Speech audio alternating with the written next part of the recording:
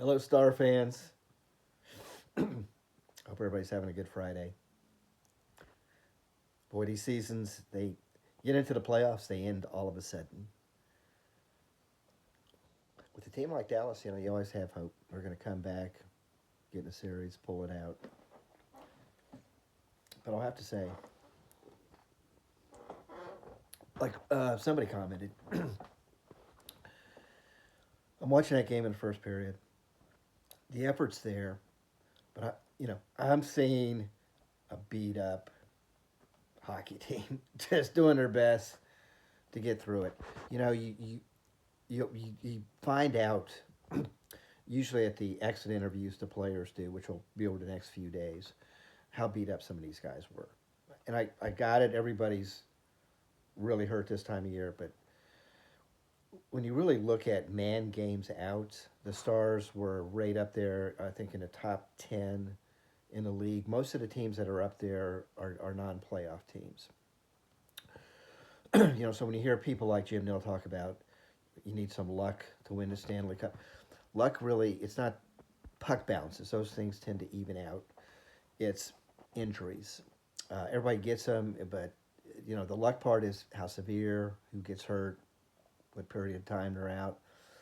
Um, the Stars, I think, paid the biggest price of any team in the Olympics.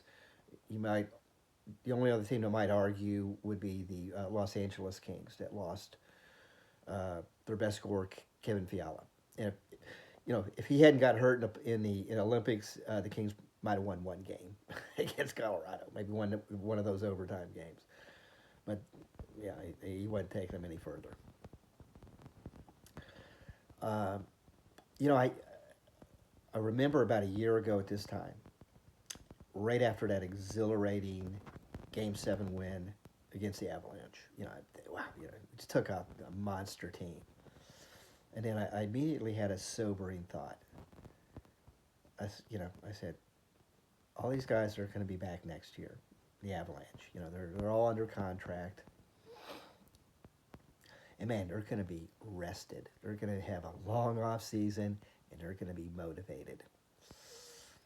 So when you look at, say, a team like Dallas, or even a very healthy team like Minnesota, and you look at Colorado this year, you know why were why was Dallas subjected to more injuries? And the team that led the NHL, man, games out, uh, two-time Cup defending champion Florida Panthers. So, why is that? Is it because in Minnesota or in Colorado they're feeding these players something different? The training staff has some magical training they're doing to prevent injuries? No. And when you look at what, say, Edmonton, Dallas, Florida, with the amount of playoff games, just total games these franchises have played over the last 3 to 4 years. Basically, we played within that same period of time. Teams like Florida, Dallas, Edmonton have played an additional season, more than, say, Minnesota. Colorado's been in the playoffs, but they haven't since they won the cup. I don't think they've gotten out of the first round. That was back in what, 22.